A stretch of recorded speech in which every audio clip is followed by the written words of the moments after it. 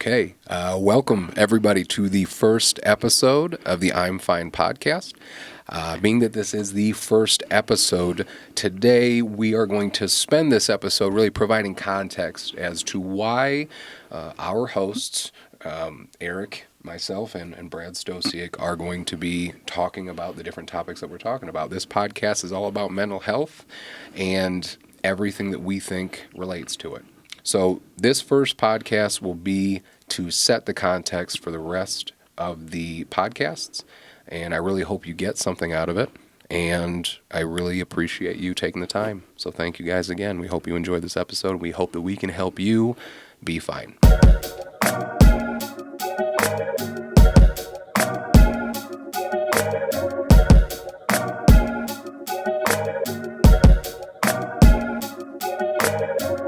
Welcome to the F.I.N.E podcast with your freaked out, insecure, neurotic, and emotional hosts, Eric Peterson and Brad Stosiak. Hello, everybody. Thank you guys for tuning in again to the first episode of the F.I.N.E podcast. I am your co-host, Eric Peterson, and I'm here with our other co-host. I'm Brad Stosiak. And we are really excited to be here talking about the things that we're passionate about as it pertains to mental health. So I will always tell you that you're not alone if you don't need to be.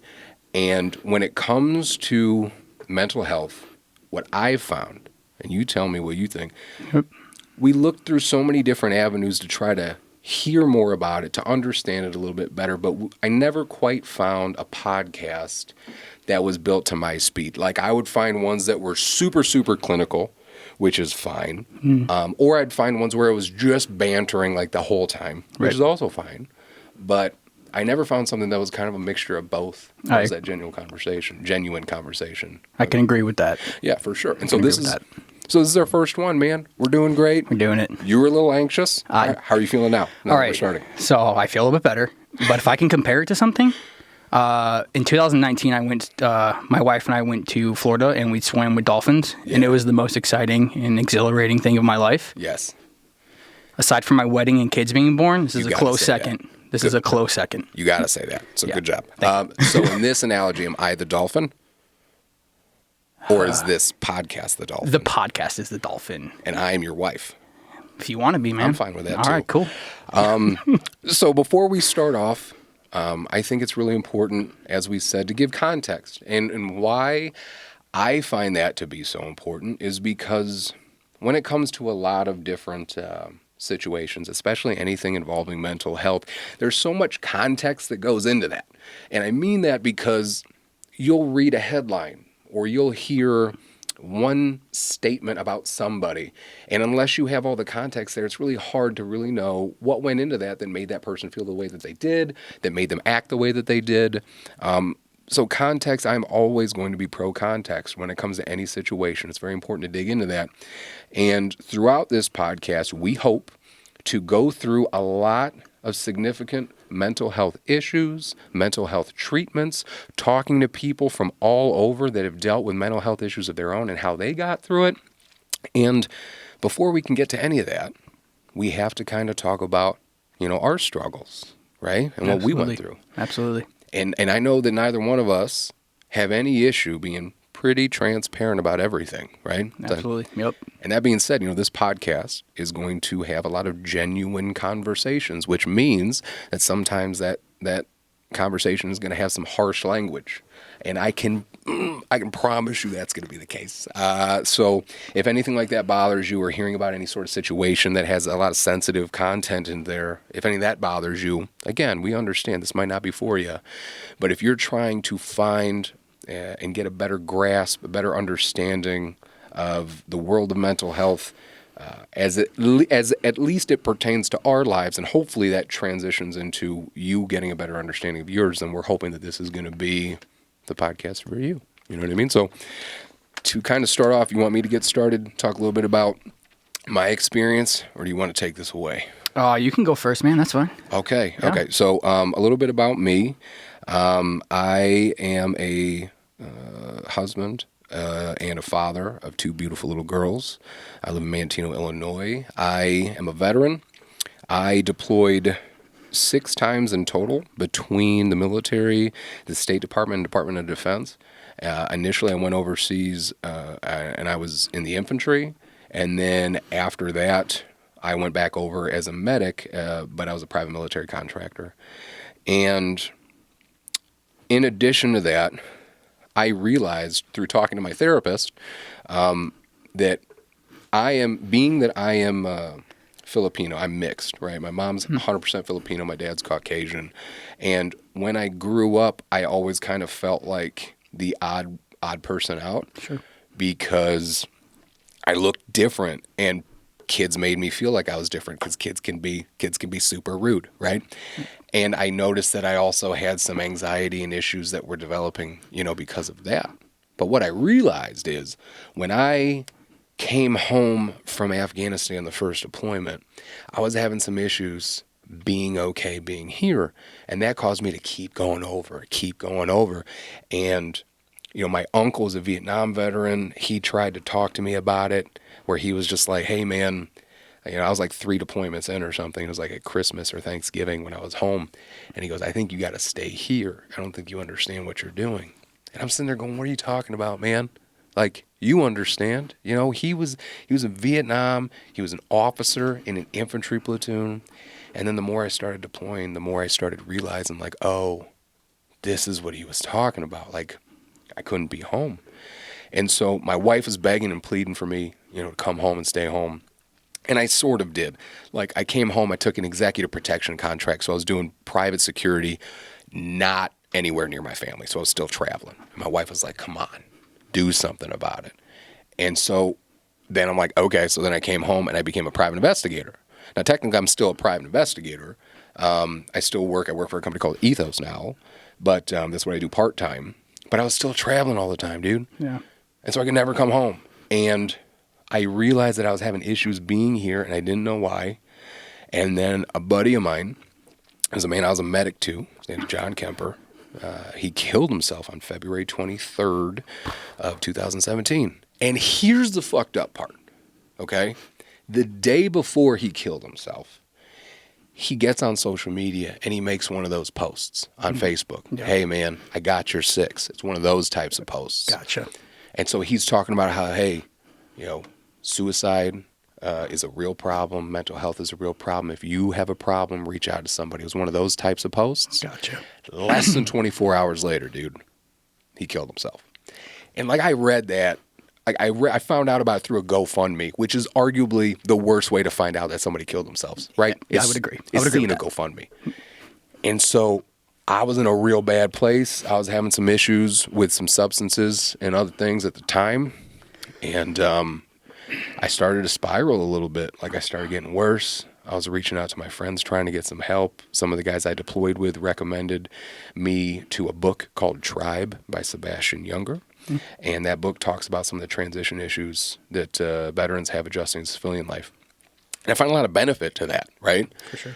And so I realized then, through his death, that there was a disconnect somewhere between veterans and their communities. Like, our communities are so supportive. We live in Manteno, Illinois. Manteno is so supportive, especially when it comes to veteran stuff. Absolutely. We have banners on every light post of a different veteran that's come from that area. Guilty. You're on one? I'm on one. I was on one. But that's so cool. Yeah. It's a beautiful thing to see. Heck yeah. And these communities, they want to support veterans, right? But they're not sure how. Yep. And you have veterans that need that support, but we don't want to ask. Why is that? I think it's like vulnerability. Well, yeah, you don't ask for help if you're in the military. You're in the military. You know what I mean? You don't deal with it. Damn straight. Right. Ibuprofen and change your socks and go on your way. So as a medic, okay, if it's waist up, you drink water. If it's waist down, you change your socks. And either way, you take ibuprofen, right? The strong ones, of course. That's how you handle things. Absolutely. And like, so when John killed himself, I was just like, there's got to be something better than this. And that's what caused me to really kind of quit everything that I was doing. I started a nonprofit called Project Headspace and Timing, where we work to connect veterans with the resources that they need. And we do so through education and meeting the veterans where they're at, because it's my belief that mental health exists quite a bit outside of the quintessential 9 to 5 window. A lot of the veterans that we work with, they need help at 2 in the morning, 11 o'clock at night. That's when they need help. So it's about us responding then. So created the nonprofit, and that's been a way for me to give back to the veteran community and also help myself, really, because in helping others, it makes me honestly feel better about myself, which is another thing that I talked to my therapist about, which was like, am I really doing good things if I'm doing them knowing it's going to make me feel good? Because then it's almost like I'm being selfish a little bit. I mean, in a way, though, but like, does anyone do anything good without feeling good? You know what I mean? Right. But it's like, you always got to check yourself. Right. You always have to have checks and balances, right? So I'm just like, am I doing these things for the right reasons? Yes, I believe I'm doing these things for the right reasons. But you know you're going to get that dopamine release. You know you're going to feel good for helping somebody else. Absolutely. But either way, like working with other veterans, it really helped me out. As far as depression and all of the other fun-filled facets of PTSD that I've dealt with, the most prominent ones for me have been depression, social anxiety disorder. I've had suicidal ideations and thoughts and things like that, and a little bit of adjustment disorder.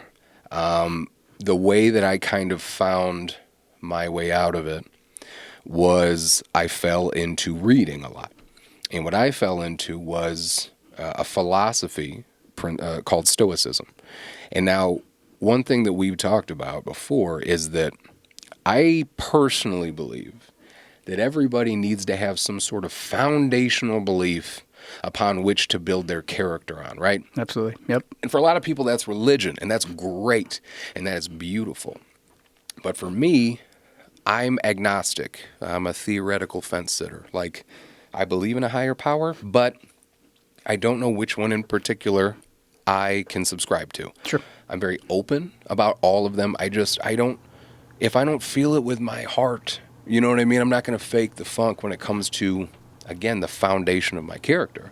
But when it came to Stoicism, and which is essentially the serenity prayer, which is used in Alcoholics Anonymous, God grant me the serenity to accept the things I cannot change, the courage to change the things that I can, and the wisdom to know the difference.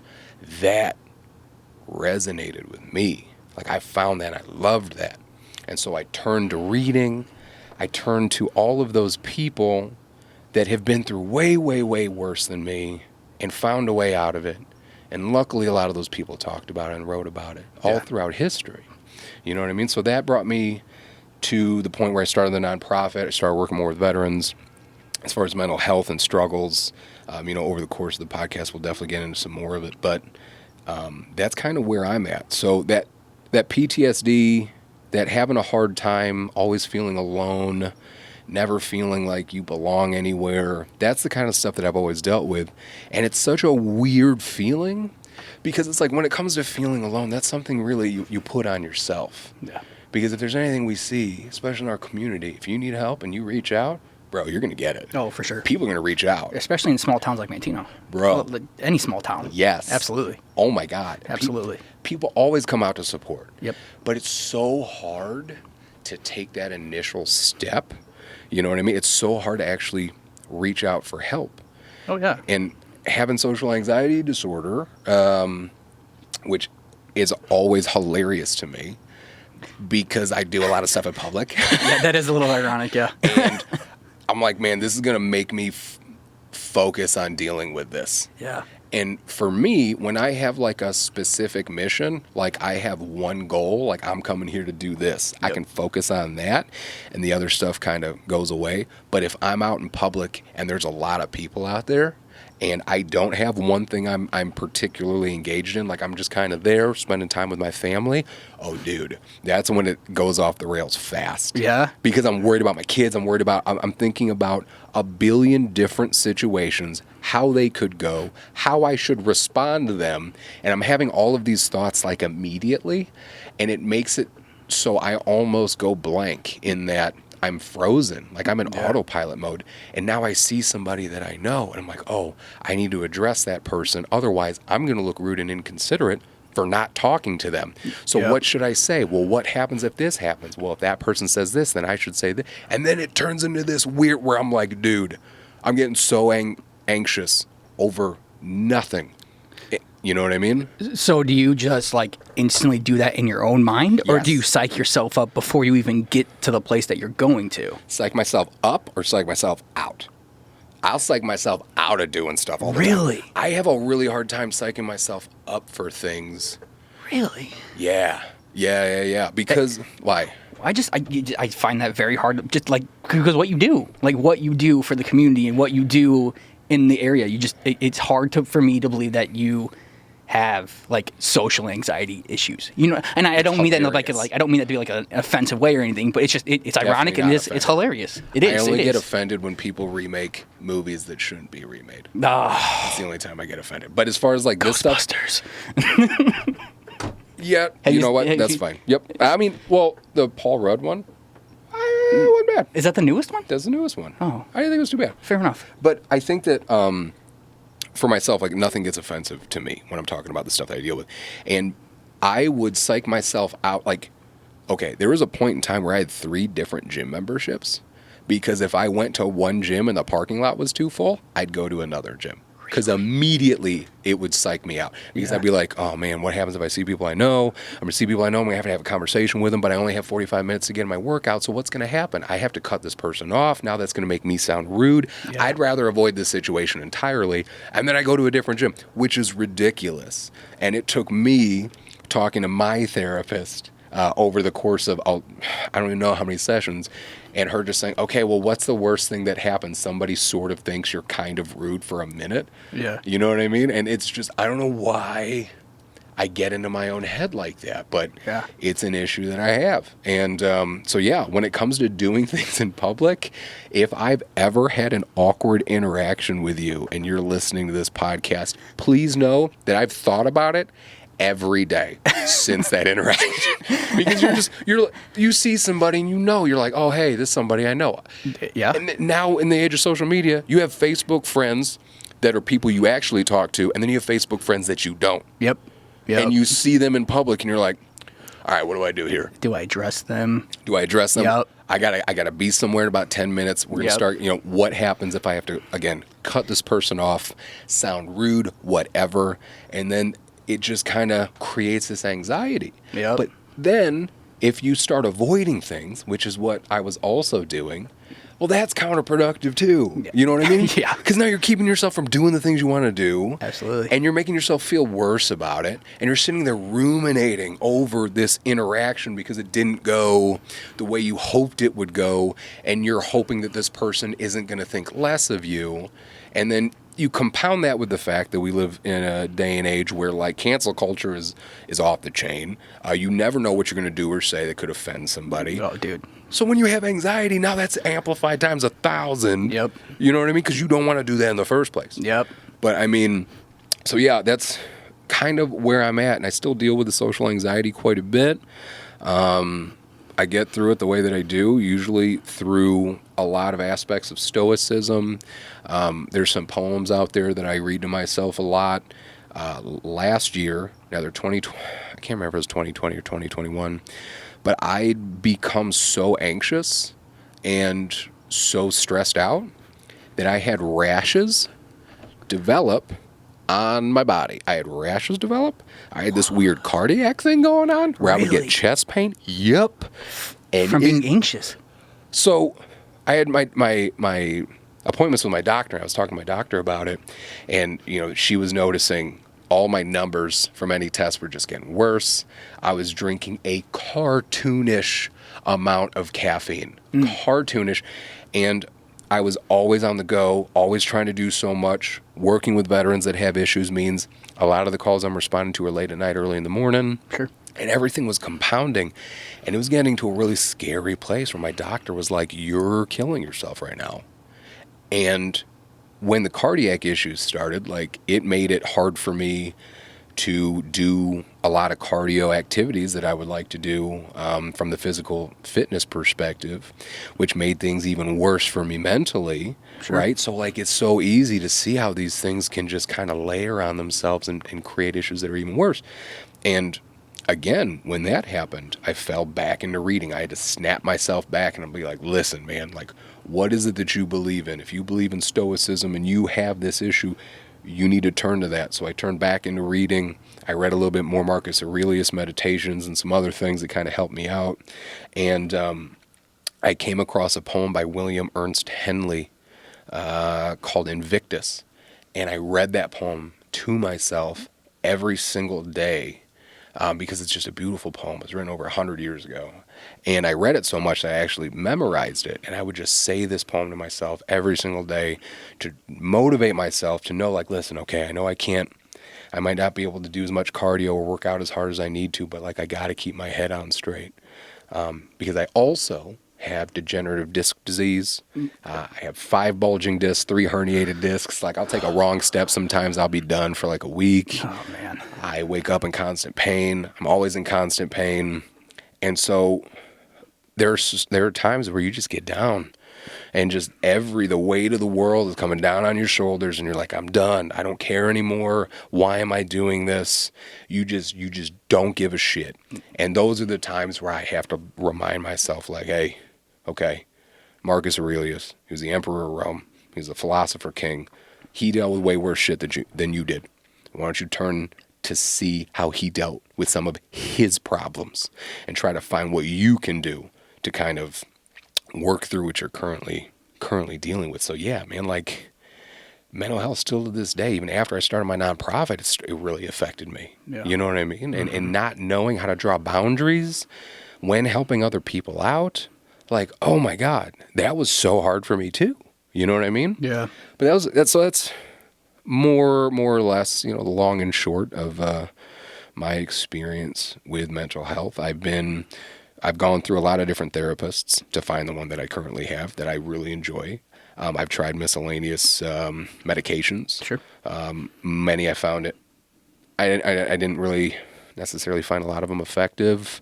I found that the side effects for me were a little worse than what they were actually supposed to be treating. So, my relationship with that is what it is. But, I've found myself to a place now where at least I'm very comfortable talking about all these issues. Correct. You know what I mean? Yep. But what about you? Because if I can lead up, I don't even remember how we first met other than I know that I officiated your sister's wedding. I think that was it. Yeah. And then I actually reached out to Jake Lamore, who, shout out to Jake Lamore. Thank you. He, to get in contact with you because I knew you worked with veterans and I was going through some hard times. And yeah, dude. I was just trying to reach out to somebody. And what were you going through? Oh, should I start from the beginning or Hell from? Yeah. Oh, okay. Well, I mean, I wasn't a grunt, so I mean, I don't have any cool stories. I never deployed or anything. You can read. I can read and I don't eat crayons. No, but I'm married. I have a son and a daughter. Like, just basic. But spent my enlistment in Okinawa, Japan, 5 years. I didn't do anything cool. I was a cook, which gotta eat, man. Gotta eat. But the only people that were excited to see the cooks were grunts when they would come back from the field and stuff. But yeah, dude, I even before I joined the military, though, I had a lot of mental health, a lot of depression, a lot of anxiety. My parents split up. My grandmother passed away at a pretty early age. Right. So I had a lot of. I think the first time I saw a counselor, I was like 8th grade, I think. Yeah. And it was just, I'll never forget. She did this exercise where I just had to like beat a bag, right? Yep. Because, dude, I've just been so angry. But my thing with my anger is that I've had people my entire life tell me, "Oh, you have no patience. You're always so angry." Mm-hmm. Like, did that make me angry? Right. You know what I mean? If I may, the one thing that frustrates me, and I don't mean to interject here. No, please. The one thing that frustrates me a lot of times when it comes to dealing with anybody that's any sort of issue, especially mental health, is the why can't they just? It's that statement. Why can't they just? Why can't he just? Why can't she just? Why can't you just blank? Why can't you just get over it? Why, you know what I mean? Like when you oversimplify something, when again, you don't have the context there. You're just seeing something on the surface and be like, oh, you should just, plug that leak and everything will be fine. Yeah. And it's like, well, you don't understand where all of this precipitates from and how complicated this actually is. And by trying to oversimplify it, you're actually just frustrating me even more, which is probably going to make me definitely not want to talk about it. You know what I mean? Is that fair to say? Absolutely. Okay. Absolutely. That's fair to say. I hear what you're saying there. But yeah, so I had all that even before the military. And then the military, I served honorably, wasn't really my jam. You know what I mean? I did what I had to do. Yep. Miserable. So the depression intensified even way worse when I was in Japan. There was a time where I never took any, like, I drank in Japan, you know, but Sure. I didn't maybe I guess looking back. Within reasonable levels for a young Marine? Yes and no. Okay. So as cooks, we would get every other weekend off, right? Yep. So we would work all the time. Yep. We would go to work drunk, right? Saturday, Sunday morning, super hungover. I've never heard of that ever happen before in the military, ever. That's fair. Continue. That's fair. Yep. But yeah. So it would just I hated it, right? Obviously, you get this idea of I played Call of Duty and I was gonna be a Marine and a badass, and I was a freaking cook. And nothing against cooks, but after being into it, it's a hard job. It's an honest job. For sure. And I'm glad I did it.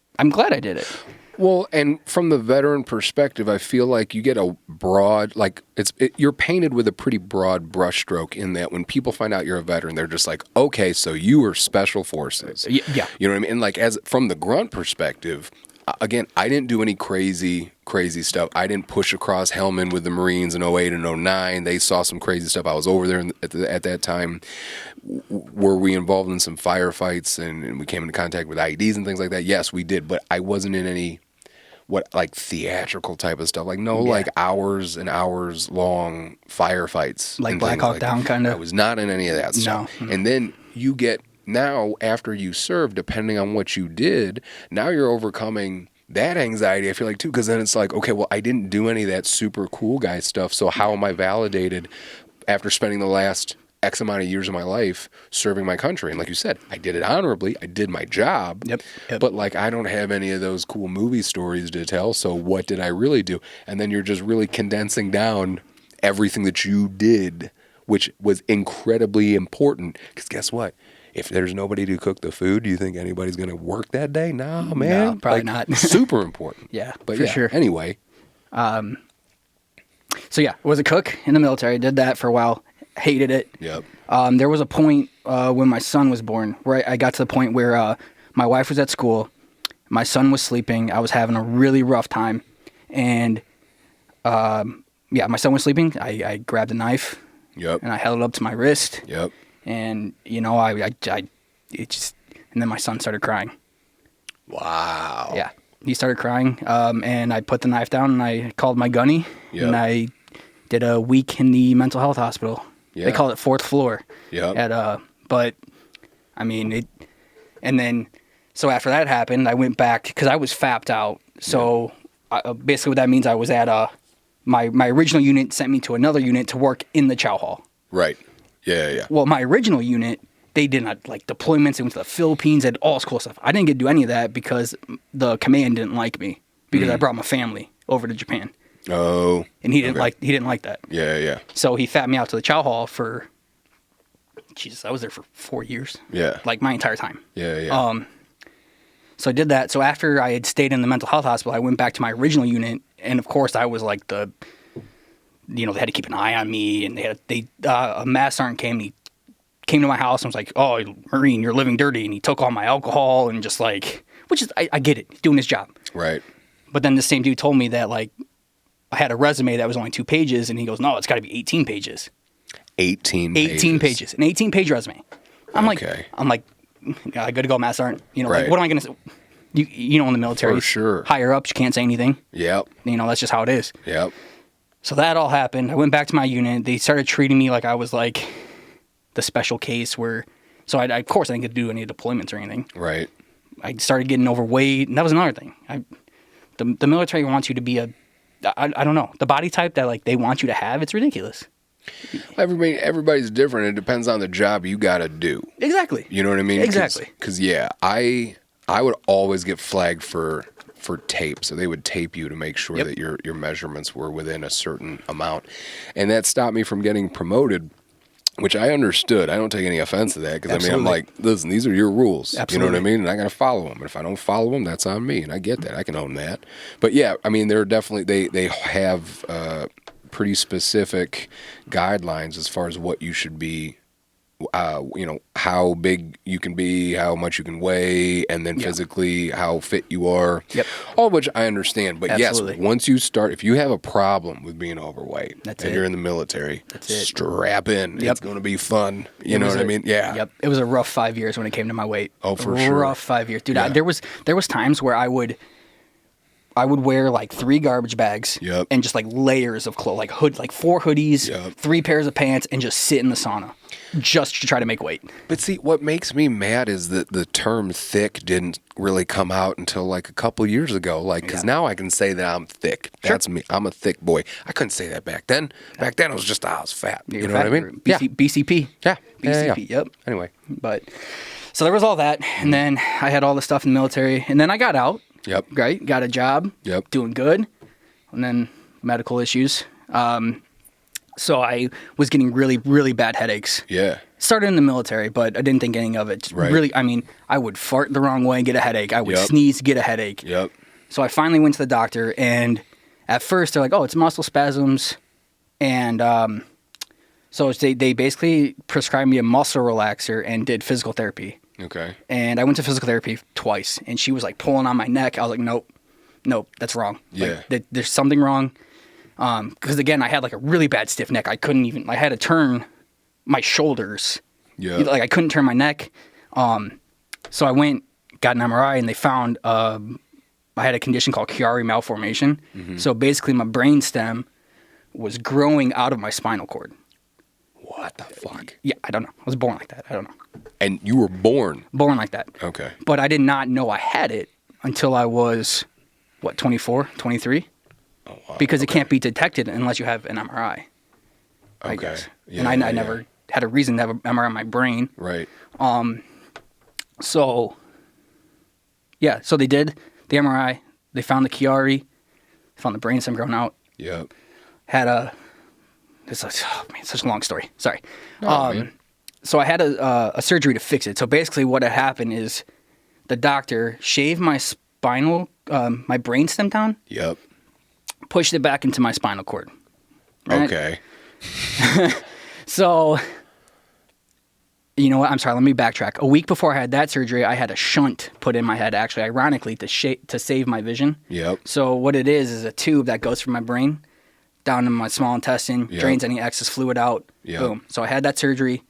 Vision was great. It was Yep. awesome. 2 weeks later, this is when I had the Chiari surgery, the revision surgery. Yep. And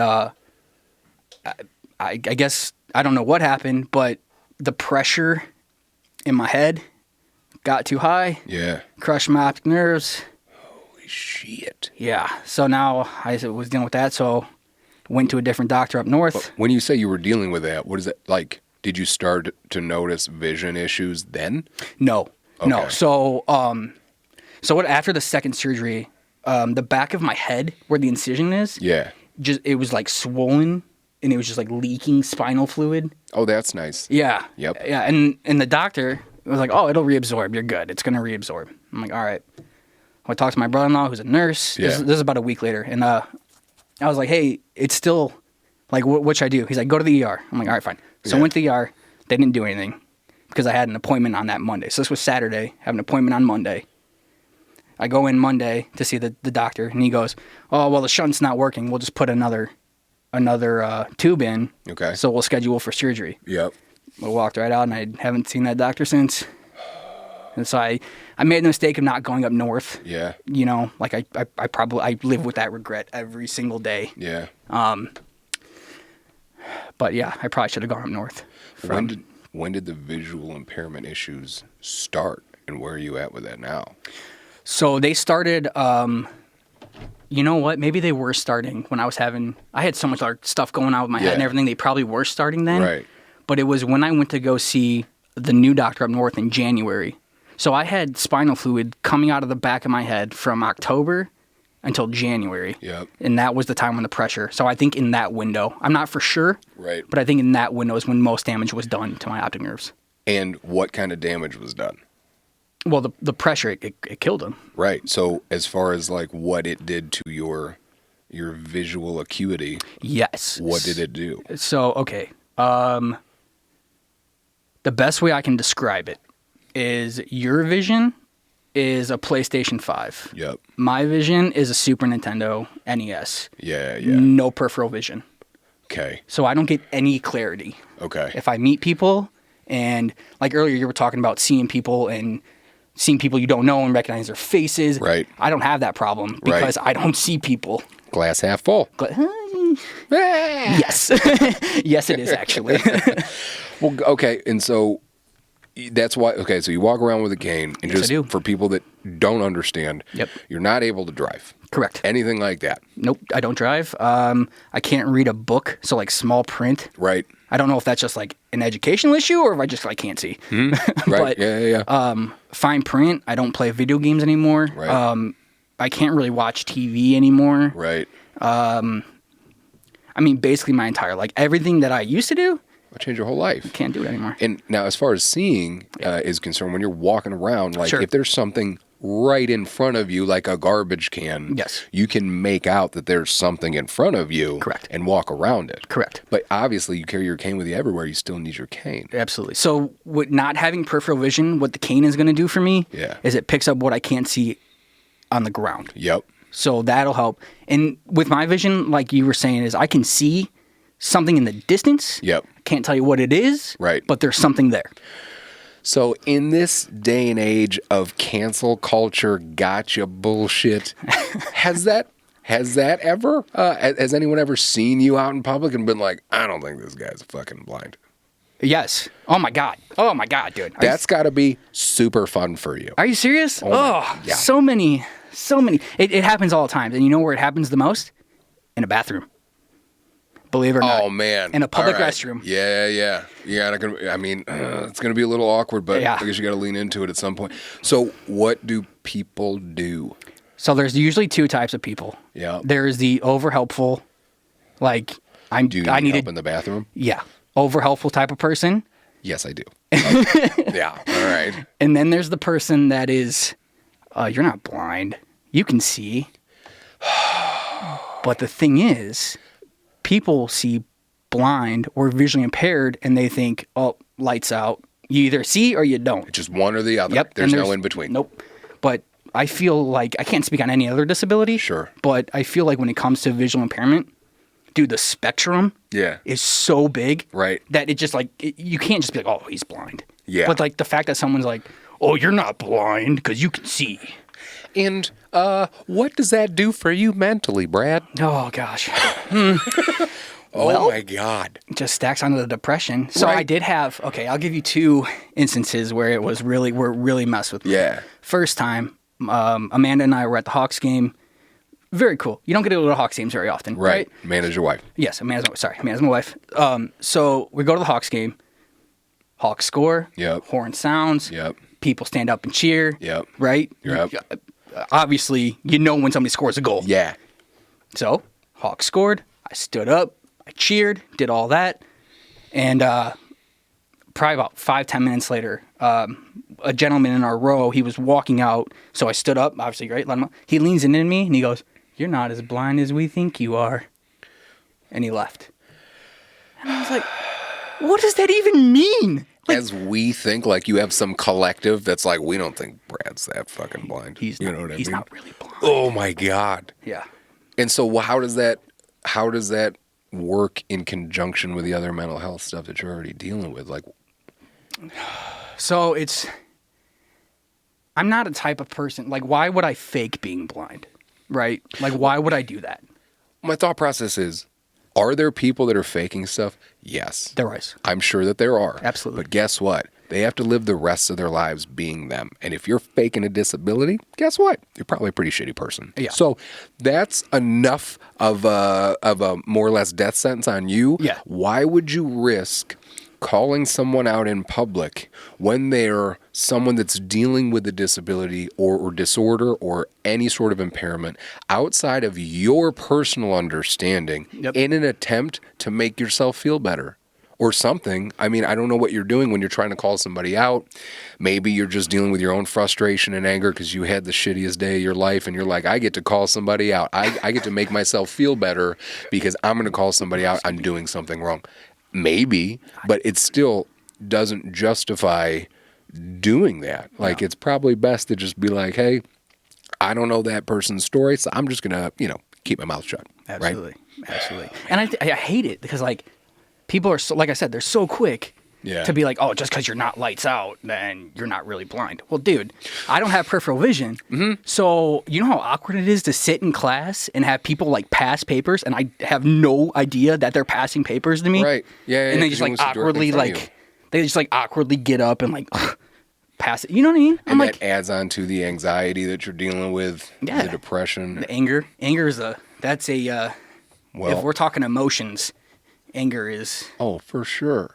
Well, and when we met the first time that we like sat down and really talked some shit out was over at Copeland's, Mantino. We got something to eat and you just kind of let it all out when we were talking, which is good because you needed that. Yeah. And you got a little emotional because it seemed like having these people call you out and stuff almost created this thing where you didn't want to go outside anymore. It's hard enough for you to want to go outside because you had to relearn how to fucking do everything. And now you also have to deal with other assholes that are going to sit here and try to call you out. You know what I mean? That's going to just add anxiety to what you're already dealing with. Yeah. And how have you been able to deal with that and get through it, if that's an okay term to use, in that, you're out here and you seem like you're doing a bit better? So it's been a long time, right? Yeah. I mean, when it first happened, obviously I wasn't, there was times where I didn't want to leave my house. I didn't want to. Sure. It's not just me, right? I've got a wife and I've got kids. Yep. It's not, I don't have the opportunity to be like, oh, poor Brad, he can't see, so I'm going to, no, I have a family to provide for. Right. I hate it. I hate like, oh, that's the car. It is what it is. Like, I hate that saying. But I mean, dude, I wasn't going to become a hermit and completely shut my life down just because I lost my vision. I'm still a full functioning member of society. Right. My eyes are just broken. Right. Which is like, holy shit, something to be incredibly proud of, because how many people have you seen or do you know of in your own life that might not have dealt with something as significant and let it shut them down? Yeah. And now, again, talking about context, maybe something that doesn't seem as significant to me was incredibly significant to them, but to be able to deal with it the way that you're dealing with it, and to be able to make something out of it is a beautiful thing, man. And I hope that's something that you're very proud of. Thank you. Yeah, it has taken me a long time. But I think, like with my career choice, I want to be a teacher, a high school teacher. And I know that there's going to be, I know I'm going to have issues, right? Kids are going to want to text in my class and they're going to, and it's the blind teacher, we can get away. But if I can impact just one kid's life and make a difference, that's all that really matters, man. For sure. That's all that matters. And I'm not going to let a disability stop me from. And that is such an important understanding, because I think the word disability or disorder or whatever, it stops so many people in their tracks. Yeah. And like when I was first diagnosed by a professional to have a mental health issue, part of me for a little while started to hide behind that. Yeah. And now I started to say, oh, I don't need to do this because I got this, so I'm not going to do that. You know what I mean? And then I'm like, wow, what am I doing now? You know what I mean? It makes it even worse. Yep. But to talk about how you're able to take something that could really, really destroy a person and use it, that's something that I've always looked for in others. Because that also motivates me and it inspires me. And I'm very inspired and motivated by you to be able to do those things. And one of the things that it reminds me of, and there's a story. So whenever I do public speaking or ever talk to kids, there's one story in particular that I love to tell. And I've probably told you this one, so you stop me if I'm wrong. But do you know who Alan Milne is? I do not. Yes. I have to tell you the story. All right. So Alan Milne, he was a British soldier, and he was in World War I, okay? Now, Milne fought in the Battle of the Somme. The Battle of the Somme was one of the bloodiest battles in human recorded history. Okay, there was like 3 million servicemen and women involved. 1 million were either killed or injured. Okay, this is a pretty fucking big deal. Now, Alan Milne, he was one of the 1 million that got hurt. So after he got hurt, he goes back home, and understandably so, he has PTSD. At the very least, I can't imagine all of the things that he dealt with and that he saw. We're talking World War I. Yeah. You know what I mean? Yes. Like literal fighting in the trenches. Okay.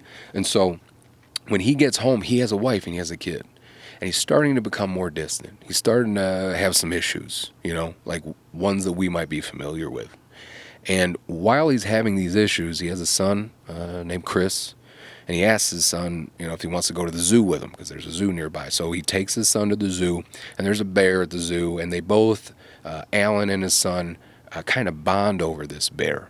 And they bond over the bear because the son is very young, and he loves the bear because it's cute and cuddly, And Alan likes the bear because he's big and strong, but he's kind of off to himself. He's reserved. And Alan kind of identified with that, allegedly, to that bear because of those reasons.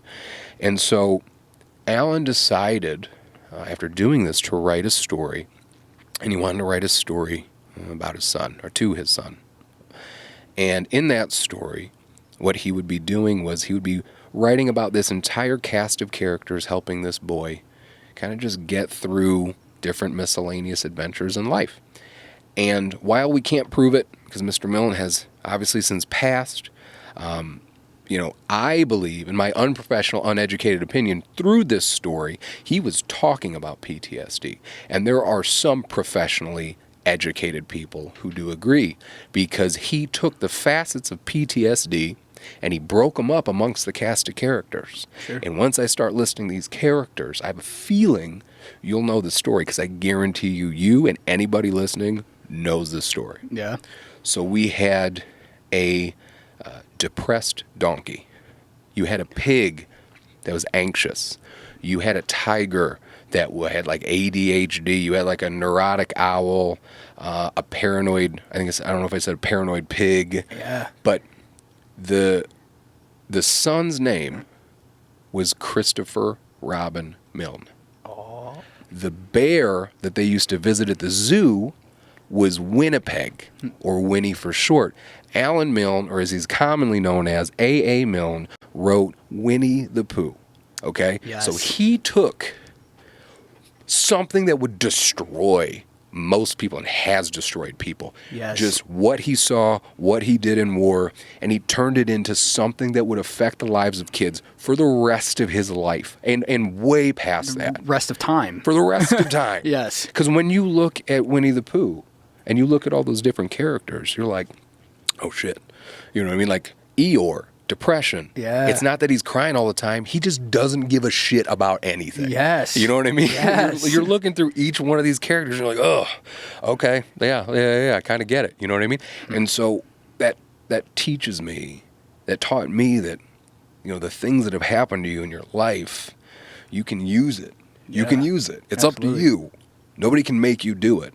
But man, it's just so incredible what Alan and other people that have been through a lot of things have done. You know what I mean? So, yeah, I commend you for being able to do all that stuff, man. Thank you. It's been, like I said, it's been a long, dark road. Yeah. No pun intended on that one. Oh, man, we get to have so many of those types of jokes on absolutely. this podcast. Absolutely. So, I think that, before we close up shop, I again wanted to take a minute and thank a few other people on this one. Like we said, this is just a context type of episode. As we go on throughout this podcast, we're going to start to figure out who we are and what we're really doing here. So you'll have to kind of pardon us if the first few episodes are a little clanky. You were nervous. I think you did phenomenal. Dude, I've been buddy. nervous. I'm like, if you could can't tell feel it's a my black shirt. it's disgusting. I'm like, it's nasty. It's totally fine. I feel like I need to clean this desk just because I'm like sweating all over it. So it's not that bad, man. it's really not. It's really, we're like just I said, bullshitting. Like I said, I've been so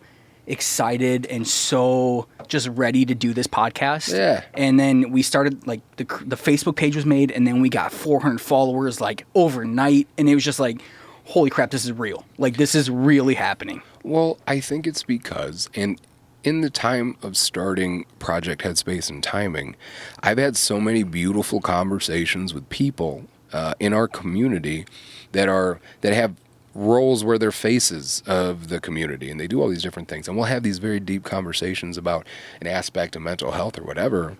And then, at the very end of it, they'll be like, hey, just keep this between us. And I'm like, yeah, I totally understand. But on the other side of that, it's very frustrating to me that we have the type of society where people can't be more open about what they're dealing with. Yeah. Because if you're dealing with something and you're open about it, the fact that you're able to just talk about it should just be, okay, I'm very thankful that you could talk about it. I don't want you to feel like you can't talk about what's bothering you. Right. Because then that can put you into a weird place. If you don't feel like, well, based on my lifestyle, I can never talk about this social anxiety that I have. Sure. You know what I mean? Like, sure. That's not fair. No. You know what I mean? And so I always thought that there needed to be this type of conversation. Yeah. You know what I mean? And we talked about this, oh man, I don't know, 6-7 months ago. Because when I initially started to do this, I was thinking about doing this on my own. Yeah. And I was like, man, I would really like a host because I just feel weird talking to nobody. And then I met you and I was like, dude, what do you think about this? And your eyes lit up. Whoa. And I say that immediately recognizing that was a poor choice of words.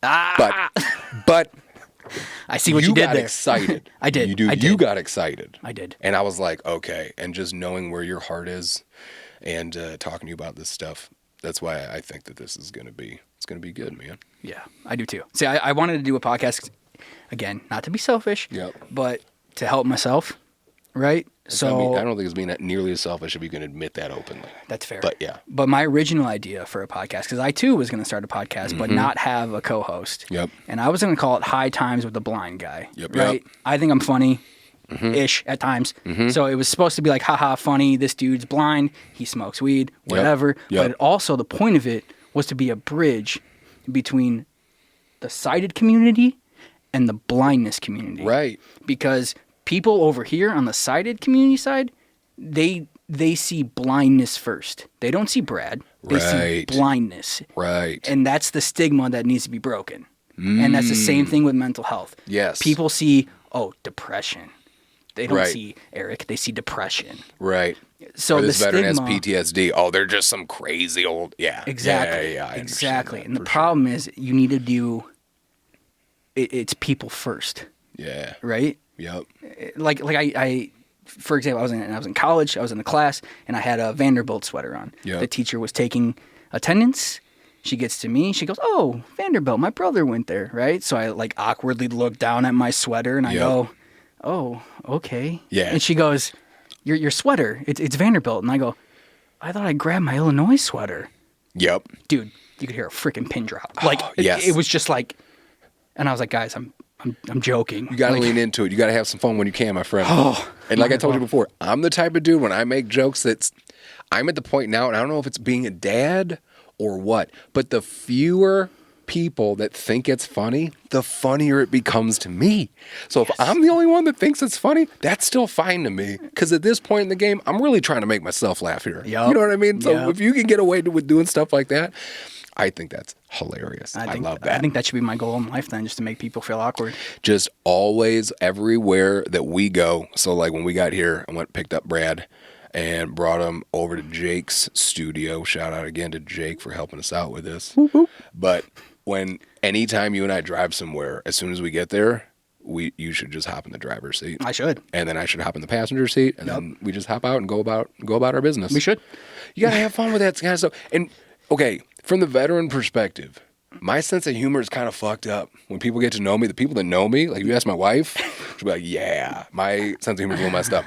But it has to be, because when you are in such an environment, like I said, I never did any special forces type stuff. I didn't do any of that crazy stuff. Yep. But when you are in a combat zone and you understand that there's a very good possibility you or somebody you care about is not going to come back to the base today. Yep.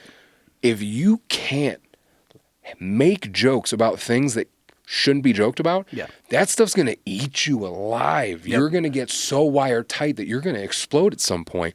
And so when we were over there, we joked about everything. Everything. There was nothing that you couldn't talk about and couldn't joke about. And then coming here, back home, that's not that world. No. You gotta be very careful with what you say. Yes. But when you're overseas, it's just that death could potentially be around the corner. Yep. So you know what? I'm not gonna take anything that serious. So you get that, and that's just my perspective. But you get that kind of sense of humor that helps you get through a lot of those hard times. Because I believe that my sense of humor has been one of the driving forces to help me with PTSD, anger, depression, anxiety, all that kind of stuff. So do you feel not like drastically, but in a way, because you made jokes of stuff and made fun of stuff, in a sense, it contributed to your mental health issues because you were just covering stuff up? Probably. You think so? I mean, I try to be more open about discussing things, and I try to have the type of mind where when confronted with new information without immediately dismissing it, I can think about it for a second and understand that, okay, this person's right. Maybe I should, not joke about certain things. Sure. But for the most part, I knew that it was one of my biggest responsibilities when I was a team leader was keeping the morale high. Sure. Because there's not a lot of things I can control. But if I can do something that makes my guys laugh, I know we're going to get through this day okay. Yep. And I know we all miss home. I know we all miss our families, our friends, our girlfriends, boyfriends, whoever, our kids. Yep. But if we don't have something to laugh about, there's not a lot to look forward to when you don't have a lot going on in your world, when you're thousands of miles away from everybody you got to have those moments.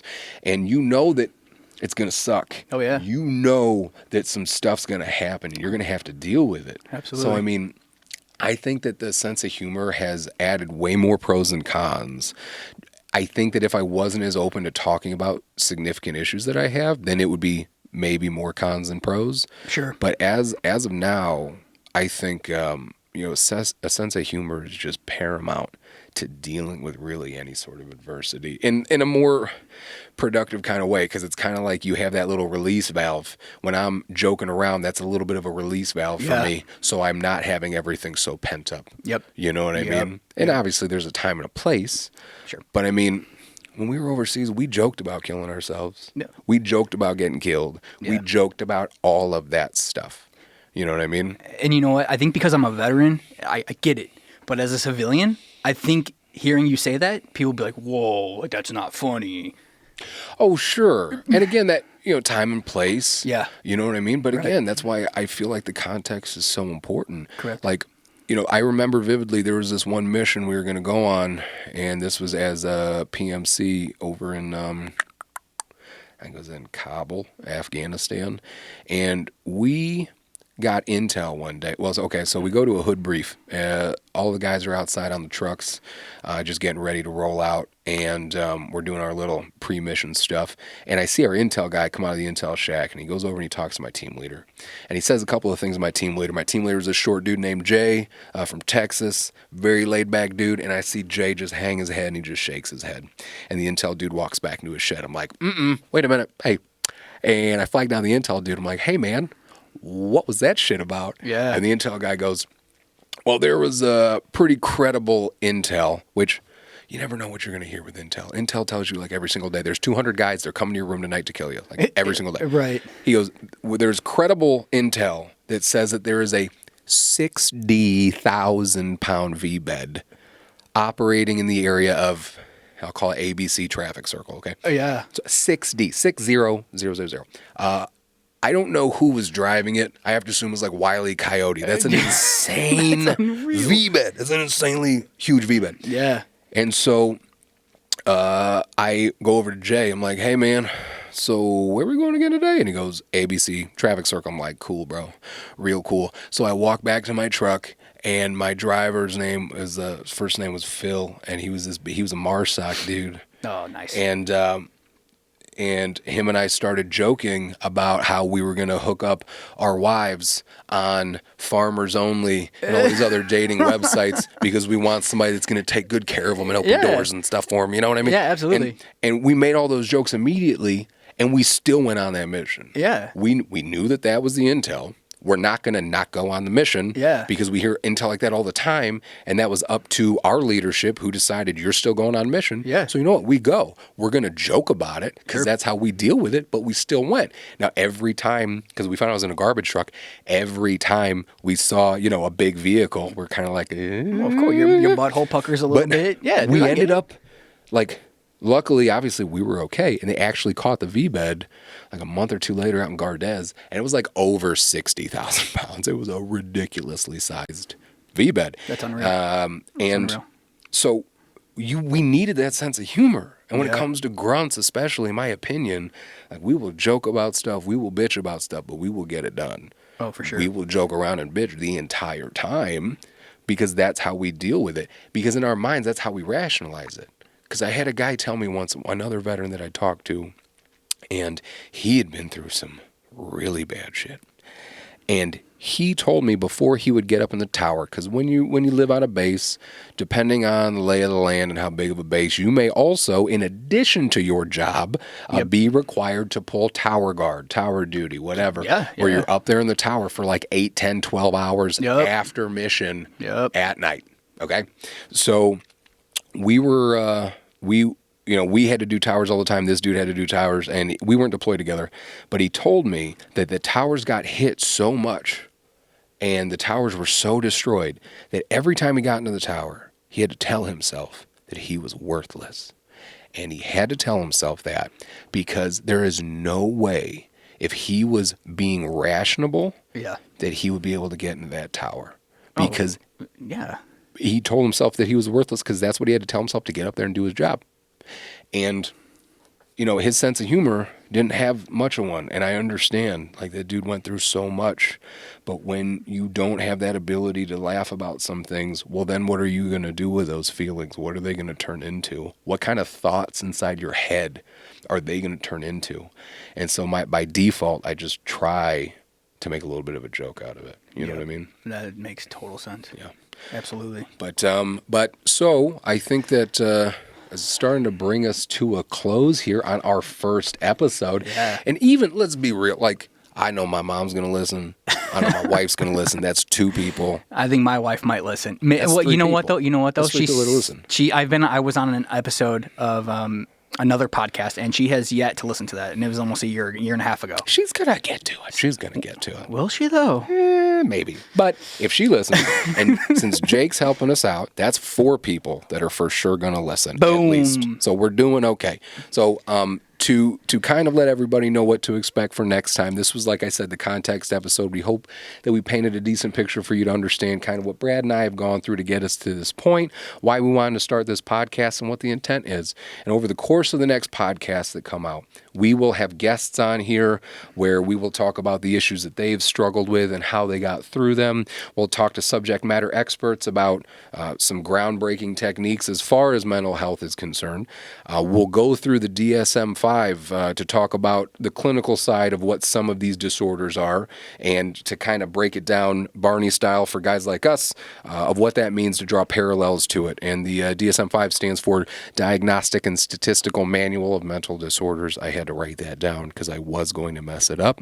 It's been revamped a few times, but it's used by a lot of professionals around the world in diagnosing mental disorders.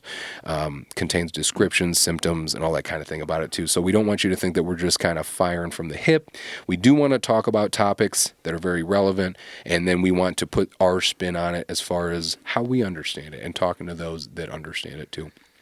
But other than that, unless you have anything, my friend, I think we did okay. I would agree with that. That was a pretty solid first episode. Then on behalf of the I'm Fine crew, I want to thank you for tuning in. Thank you for listening. Hopefully we can help you a little bit. Go from being fine to being fine. And I just want to let you know that we love you unconditionally, and we strongly urge you to do the same. So thanks again for tuning in, and we will talk to you soon.